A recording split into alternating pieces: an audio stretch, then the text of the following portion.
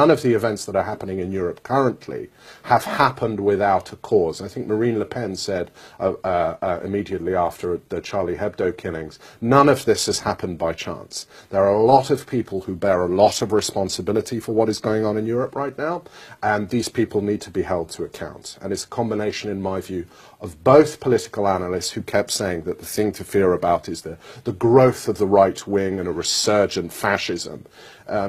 It's not thanks to Philip de Winter and Frans Belang that the Jewish population of Antwerp is currently under guard from Belgian paratroopers. It's the fact that Belgium has a huge Muslim population. I think Brussels has a 26% Muslim population. This is the cause why.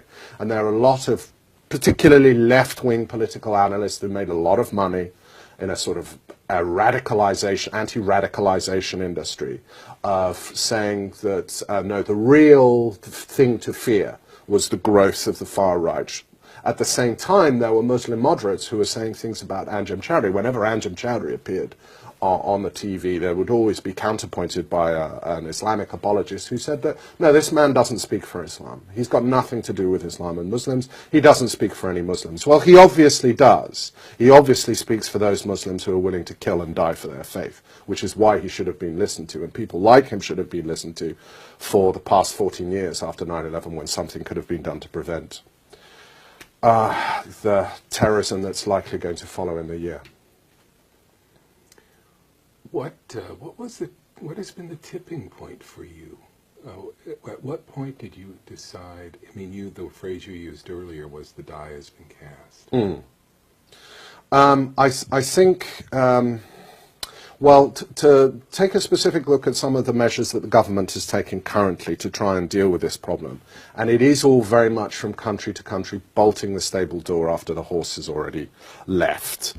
So the government is bringing in their counter-terrorism and security bill that limits freedom of speech, that seeks to take away passports if you're just merely suspected of having some kind of association with terrorism. And this goes for foreign passport holders as well. Now, these measures, they don't take account of the fact that there is something within Islam that justifies the commission of killing for those who aren't Muslim, for those who have different beliefs.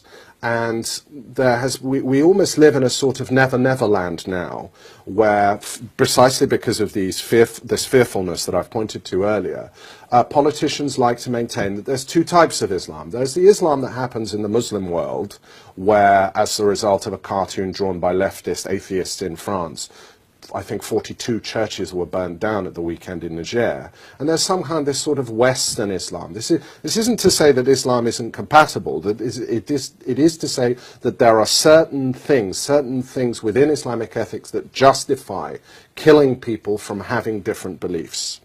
And there's been a reluctance to say that if you believe in the 5 words in chapter 2, verse 191, or 217, that say that idolatry is worse than carnage, that say that persecution by having freedom of conscience is worse than killing, then you're not an equal and relevant part of Western society. You're in fact a colonist.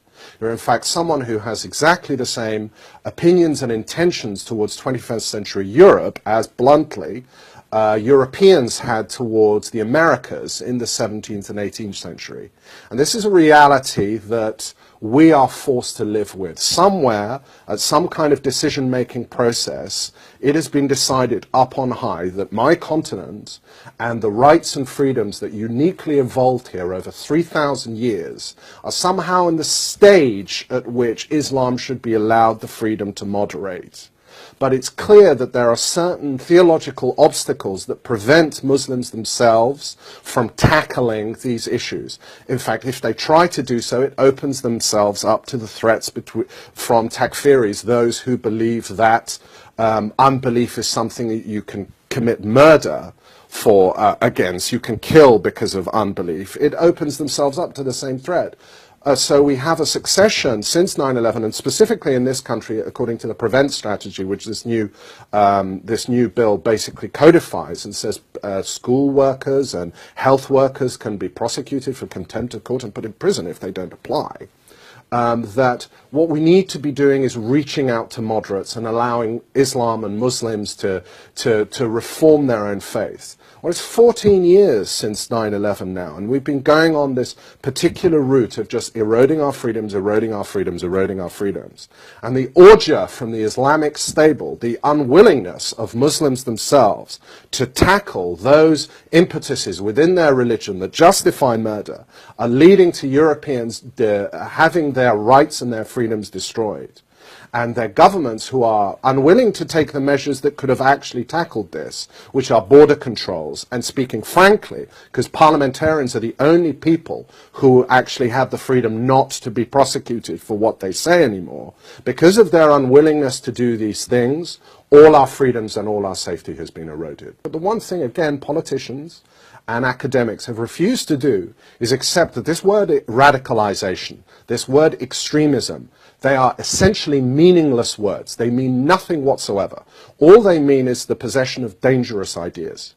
If you're not willing to say what these dangerous ideas are, then these measures can only apply by taking everyone's rights away, regardless of what ideas they might be. And what we observe is that these measures are always used because it's just easier against people who criticize Islam rather than people who threaten death against those who criticize Islam. So to give you an example, Eric Pickles, yesterday, in response to the Charlie Hebdo massacre, wrote a letter, he's the community secretary in government, to the mosques in this country saying that, you know, maybe they should contribute more in rooting out extremism. Naturally, they were affronted, and the Muslim Council of Britain said, no, there was this implication that Muslims hold themselves apart. Well, hang on, don't Muslims do a great deal themselves to try and make themselves apart from British society by wearing burqas, by demanding different forms of food, by essentially being babies and saying that they don't want to live in societies where their beliefs are criticized? Well, this is the continent where criticism of religion was invented. No one informed the Muslim Council of Britain that this was the case, this information was new to them. But he said things like, Muslim values, Islamic values are British values. What? Female genital mutilation isn't a British value. Forcing a woman to wear a shroud isn't a British value.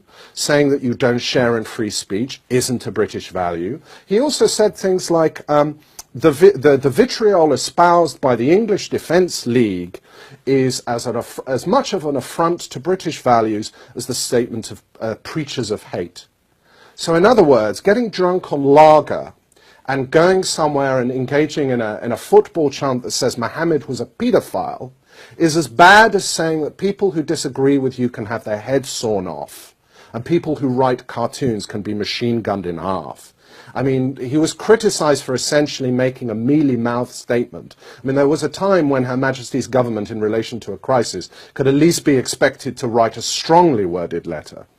What you're seeing here is actions by government that are trying to demonstrate in an election year that they are busy, that they are doing something to solve the problem. But there's very little evidence that curtailing opinion, say, has any effect on curtailing hate at all. There's a very good article in the Weekly Standard by Dr. Sam Schulman at the weekend, where he looks at Holocaust denial laws, and he indicates, and this is not to do with increase in Muslim populations, the figures discount that those countries that have had Holocaust denial laws like Germany and France, the number of people who deny the Holocaust has increased markedly more than they have in a country like in America that has the First Amendment. But people in government are so wedded to the idea that you can legislate the power of ideas out of existence. If you just make laws that ban opinion, that you can get rid of hate and you can get rid of the power of ideology and religious ideology to commit acts of mass murder and terrorism. And the evidence is that it does nothing of the kind.